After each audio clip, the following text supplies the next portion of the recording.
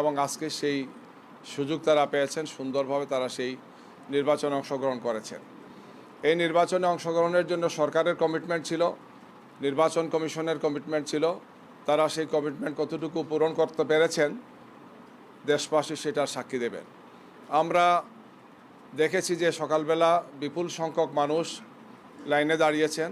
ভোর থেকেই 7:30 থেকেই মানুষের দীর্ঘ লাইন আমরা দেখেছি, আপনাদের মাধ্যমে, বিভিন্ন মিডিয়া হাউসের মাধ্যমে আমরা দেখেছি, এবং মানুষ অংশগ্রহণ করেছেন। সর্বশেষ নির্বাচন কমিশনের পক্ষ থেকে তারা বলবেন যে কত পার্সেন্ট ভোট মানে ভোটাররা অংশগ্রহণ করেছেন বা কাস্ট হয়েছে গিয়ে। সর্বশেষটা আমরা এখনও পাইনি।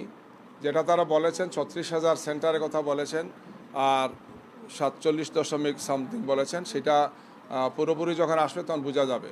আমাদের জানা মতো 42,500 মতো সেন্টারের রেজাল্ট আমরা পাবো।